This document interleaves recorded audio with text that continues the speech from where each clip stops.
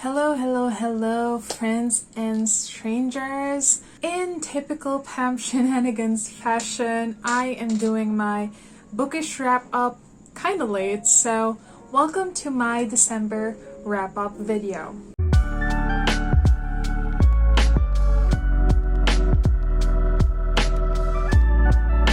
For the month of December, I've read a total of 10 books. I have audiobooks and paint by numbers to thank for that because I bought a paint by numbers thing last December just to try. Then I decided to listen to audiobooks while I paint. And boy did I underestimate the amount of time I'm going to be spending painting this thing. And I'm down to 8 audiobooks and I'm still not even a third of a quarter done with the whole thing. So it's good because I've been inhaling audiobooks, but also kind of bad because my physical books are all judging me from the pile. But moving on, I'll talk about this 8 audiobooks here on my wrap-up. But first, I'll start with book number 1 for December, which was Osamu Dazai's No Longer Human. This book is a cult classic in Japanese literature. It was first published back in January 1948. According to Google, it is Dazai's best work and ranks as the second best-selling novel ever in Japan. I buddy read this book with Ella from Oh Well Aways, a very good friend of mine. She's also here on YouTube, so please give this amazing human being a follow. I listened to the audiobook while reading the ebook version. It is quite a short book, but it really packs a punch. So I gave this book 4.5 stars. This book also single-handedly gave me secondhand existential crisis and depression. This is a type of book that you pick up and feel gutted and very heavy afterward. I feel like it's meant to be chewed or consumed slowly, not only because of the heavy and very ornate writing, but because it makes you feel like you need to understand why Yozo, our main character, is the way that he is and why he did the things that he did. I can't 100% recommend this book to other readers solely because of how heavy it is to read and how mentally taxing it is. But you do decide to pick it up. Watch out for the triggering content warnings for suicide attempt, suicide, depression, alcoholism, and drug addiction. Off to the next book that I read, which is Home Before Dark by Riley Sager. I gave this book 3.5 stars. I also listened to the audiobook, and I think that's what made for a very riveting and mysterious read. Although I very easily guessed the plot twist, or at least one of them, the whole thing still written very well enough to keep me at the edge of my seat. I also loved how it felt like I was reading 2 stories in one because of the 2 POVs we're in. The POVs from the main character, and the other point of view is you reading chapters from the book that the MC's dad has written. I wasn't blown away or what, but this book still had a decent spook level, so I recommend listening to the audiobook if you're planning to read this. Then for book number 3, I think I took a break from audiobooks, so I read a graphic novel / manga, and it's called Back When You Called Us Devils by Takashi Sano. So I read the first volume of this manga and I gave it 3.5 stars. So what is it about? So Back When You Called Us Devils is a story about this high schooler who was missing for 6 months or 5 to 6 months, and he suddenly turned up and can't remember anything about his life except for his name and where he lives, if I'm not mistaken, or if I'm remembering it correctly. So the more that you read the manga, the more that you discover about the effects that our main character had on other people, the way that he ruined their lives, like physically, mentally, psychologically, emotionally. He was just an asshole before he forgot everything about himself, before he forgot everything that he's done to people.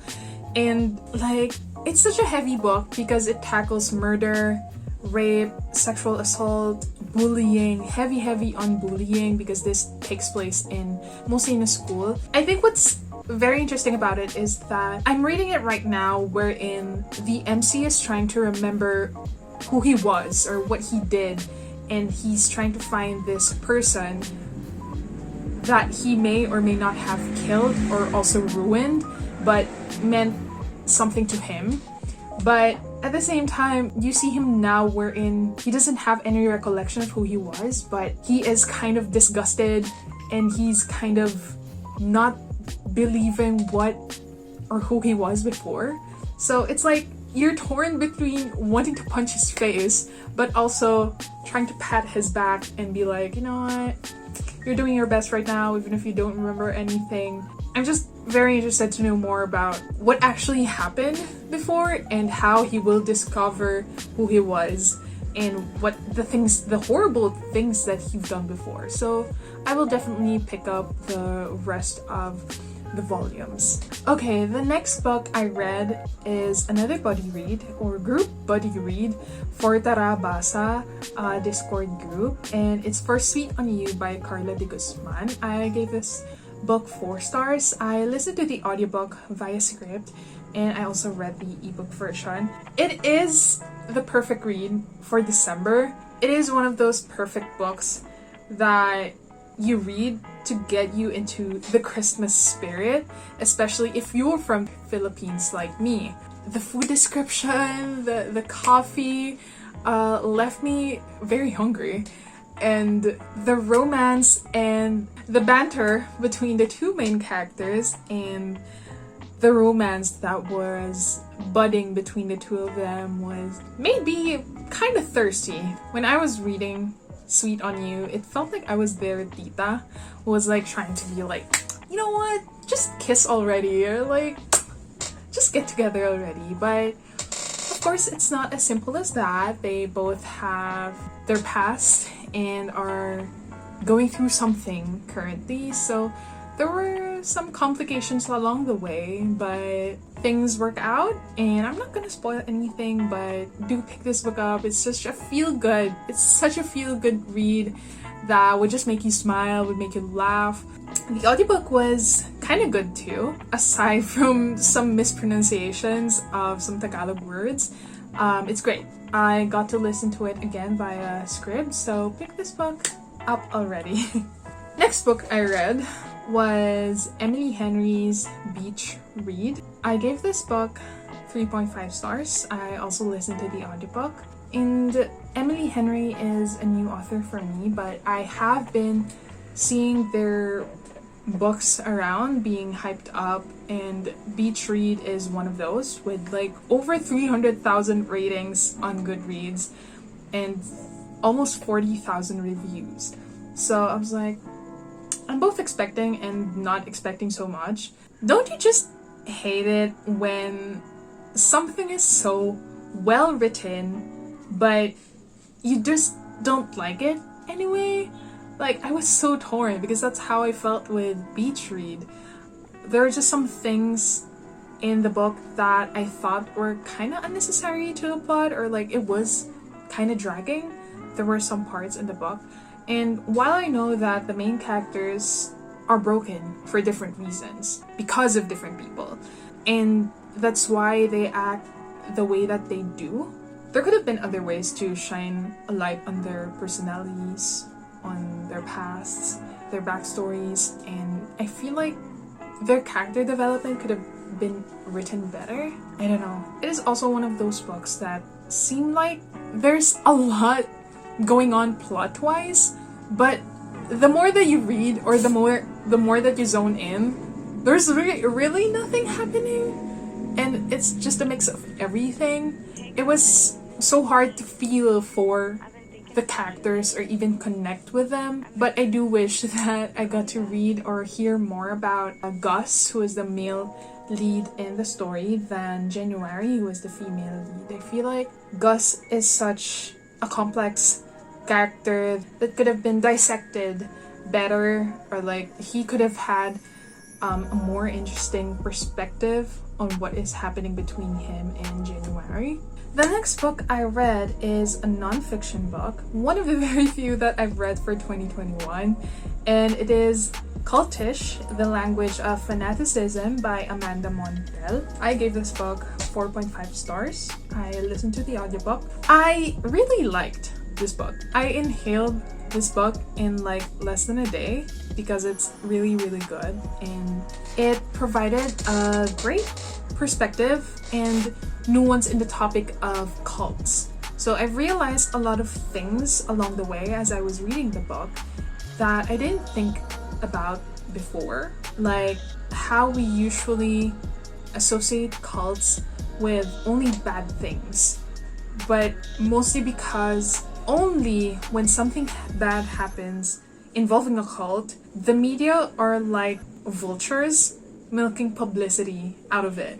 It put things into perspective because not all cults are bad, and not all cults are religiously driven or even political. Even the groups that we are part of in our everyday lives, some of the examples that were given in the book were being part of Soul Cycle, which I'm not relating to, but I've heard of it, and how these groups are cultish. So cultish literally means like it is like a cult, but is not exactly a cult. So it just runs or exists like it is a cult. Cultish gave, the book gave a lot of real life examples, even historical events, mostly in the US though, but it would still give you a nice perspective on how cults behave and how the groups that we can relate to in real life could be categorized as cultish. So I definitely recommend listening to the audiobook as well. The next book I read is Fever Dream by Samantha Schweblin, and I gave this book 3 stars, almost 2.5. I listened to the audiobook of Fever Dream. It's quite short, but it plays out like how it is titled. It is a fever dream. Even the blurb is kind of hard to explain, but I'm going to read it anyway because I don't know how else I could explain it, because I myself didn't even get the full picture of what was happening. Like, even if from start to finish I wasn't exactly 100% aware of what was going on. I don't know if it was magical realism that was happening, supernatural, but it did feel very supernatural-ish. Okay, so I'm gonna read the blurb. A young woman named Amanda lies dying in a rural hospital clinic. A boy named David sits beside her. She's not his mother, he's not her child. Together they tell a haunting story of broken souls, toxins, and the power and desperation of family. Fever Dream is a nightmare come to life, a ghost story for the real world, a love story, and a cautionary tale. Even reading that, I'm still lost. So I am not a person to ask to review Fever Dream eloquently, so I'm just gonna leave it at that. After Fever Dream, I read Behind Closed Doors by B.A. Paris, and I gave this book 4.5 stars. I listened to the audiobook. I really liked it. Like, it's one of those books that you either love or you hate, but I feel like I'm more on the love side of the scale. The trope, which is good person shows their true colors but is actually a psychopath, has been done so many times. Like, so many thrillers, so many mysteries, horrors even have been written having this trope. but B.A. Paris still managed to reel me in with something ominous and compelling with behind closed doors. If I'm gonna be honest, reading from the main character of the story can be tough and infuriating, frustrating at so many times, because a lot of times I just want to shake them awake and I just wanted like, this is what you should have done, or you could have done this, you could have done that. Stop being stupid and just do this, please. So yeah, it can coerce something like that from you when just reading the book. I feel like this book played out really well. It was written well because at first you are just like their neighbors. You'd think that they are such a perfect couple. The male lead is a lawyer who mostly deals with women who have been abused by their husbands, their boyfriends, and these are the types of cases that he handles. And on the other side is his wife, who used to work full-time before, but since he's raking in the money, she doesn't need to work. And she's like a full-time housewife. So when friends are over, they're like, wow, you have such a perfect life, such a perfect marriage, and things like that. And you also have that sense of curiosity at the same time, like, you know what, you two are too perfect. There has to be something bad, or there has to be some skeletons in your closet. So we were shown the past and the present. The past meaning how the two met and how this past events made up for what is happening in the present. So it was written well. I wasn't confused with anything. I think the non-confusing part is because it was only told in one perspective, which is the wife. Aside from the heart-pounding events in the book, I especially liked the ending. The ending played out really well and will have you thinking, okay, am I reading the room correctly or am I stupid? Like, did that just happen, or am I getting the right vibes here? This book is quite disturbing, so tread very lightly. Here are some of the trigger and content warnings though. There's emotional and psychological abuse. There's murder, animal torture, and animal murder as well. As for the last book that I've read for December, it is He Started It by Samantha Downing. I gave this audiobook 3.5 stars. I think it started pretty strong. Like, it's about this family, this traumatized and messed up family who is on a road trip because their dead grandfather had it on his last will and testament, that before giving the money or before distributing the money to the granddaughters and the grandsons, they should go on a road trip, the very same road trip that they had when they were kids. So the book was told in the past and the present. The past being the grandfather still alive, them being on a road trip to hell, because that was such a messed up road trip when you're reading it. Like, you'll need therapy. Like, this family needs therapy. And the present, wherein the grandfather is dead. Some of the characters are married, they have significant others who are with them to their road trip. There's just so much tension because, again, the past affects the present in terms of what happened in the past road trip is giving them bad memories.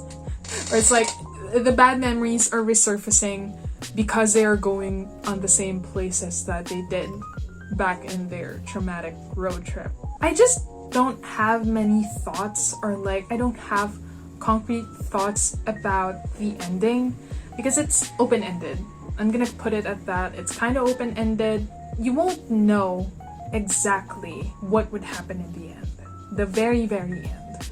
I don't know how I feel about that. It's like, did that just happen or did this happen? It's not like other mystery thriller books wherein you're gonna keep thinking about it. Like, okay, I'm gonna theorize this and that and this or that. I'm gonna be team A, I'm gonna be team B, wherein this happened.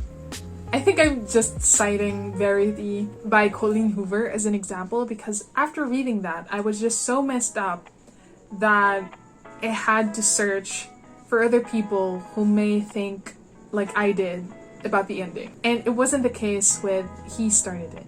It was a fun book in a sense that it would keep you curious as to what this whole fucking family is about.